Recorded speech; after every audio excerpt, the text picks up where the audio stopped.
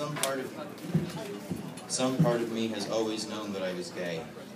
This part of me began as a small seed of truth whose existence I can remember recognizing early on as a child in preschool. As a child, this special electric affinity for fellow boys remained natural and unquestioned. It wasn't until middle school that this seed of truth began to transform into poisonous inner hatred. Boys in the locker room and my reflection in the mirror began to change right before me. I stared at both with tremulous confusion and subliminal fear. Of course I wasn't gay. That could never happen to me. Being gay is unnatural. Gays are full of sin. These feelings I'm having are idiosyncratic and transitory. Through the force of God's will and my own, I will be able to turn this sinful lust into its proper heterosexual counterpart. I prayed each night for God to change me. With white-knuckled hands clasped into balls of desperation, I begged and pleaded. God has the power to do anything. If I pray hard enough, He'll change me. My silent shouts and cries resonated solely within the hollows of my heart and mind. It was a secret I had entrusted to God, for I knew that someday I would receive His gift of natural heterosexual inclinations if I prayed hard enough. I spent each of my birthday wishes on the same desire. I wished to not be gay. I internally whimpered annually before the smiling camera flashes of my family around me and the hopeful candles below me. I clawed through each day with growing uncertainty. My appearance began to change along with my demeanor. I hated myself from the core outward. My reflection in the mirror was one of an unknowable monster. Hatred of oneself clouds one's perception of the world and all of its contents. I closed and locked the doors to both my room and my heart. These doors remained sturdily closed until high school began, for it was truly then when others began knocking.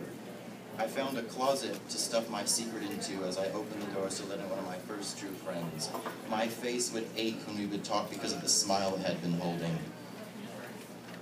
She was the first person to ever call me beautiful. Through her, I established friendships with some of the most important people I've encountered thus far in life. Through her, I was also able to temporarily submerge my secret under a warm wave of happy solidarity, my first encounter with the earnest bliss of sincere friendship. My secret resurfaced with the emergence of the first boy I would ever fall in love with. I mistook the electric camaraderie I felt for him for a form of powerful friendship between two straight boys.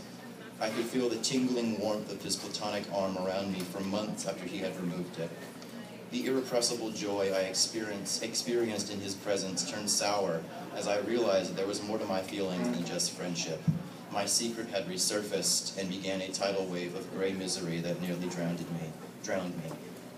My feelings began to consume my mind and soul. I closed and locked the doors to both my room and my heart once again in order to stop my feeling from being expressed. I developed an ineffable love for certain musicians and for running. I would run often in order to escape my feelings. The pounding of my physical heart temporarily shook loose the hateful crust that would envelop my soul as soon as I would stop. I soon realized that I would never be able to outrun my secret, for it was a shadow that was attached to me and could never be severed. I reached a breaking point when I could no longer bear the weight of my secret. The secret became so heavy under these mounds of terrifying love that I could never deny its existence. I realized I could never deny its existence. I needed to tell someone about it. I turned to one of my teachers at lunchtime. The words, "I'm gay," were spoken in third person as my greatest fear became reality. With these words began the slow formation of an entirely new person, the person who says these words today. The reality of my secret terrified me. Its expression turned it from an ethereal haunting to a fleshly demon, one whose face I could not bear to look at. I referred to it as my disease and was certain that it would defeat me.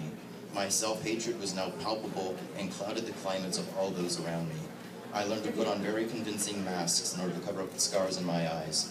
Inside, I fell into a pit of despair that light could not reach. I lived in this pit until I met the person who would eventually become my first boyfriend. I met him one evening in April at a school event. His earnest beauty terrified me. The light that shined from him into the pit in which I lived blinded me and made me close my eyes.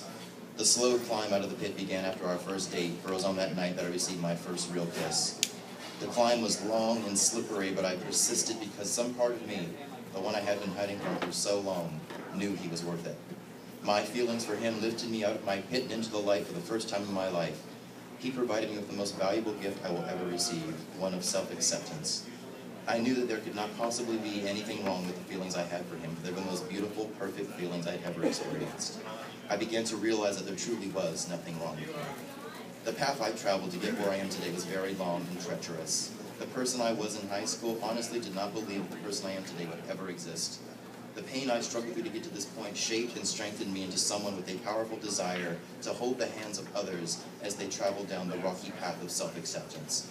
It breaks my heart knowing that so many other people today harbor the same feelings I used to have. I intend to devote my life and career to helping these people realize the full extent of their perfect, untouched beauty. Each person is perfect exactly the way they are. External influence may corrode this reality. I feel as though it is my duty as a human being to help other human beings brush away this corrosion in order to reveal the light that naturally shines within all of us. My journey through life has only just begun. I continue to grow with every human encounter. My corrosive secret is no longer a secret. It is a reality that I have come to fully accept and love. With a genuine smile on my 19th birthday, I made my first real wish. I've made 3 more real wishes since then, and I look forward to making many more. Thank you.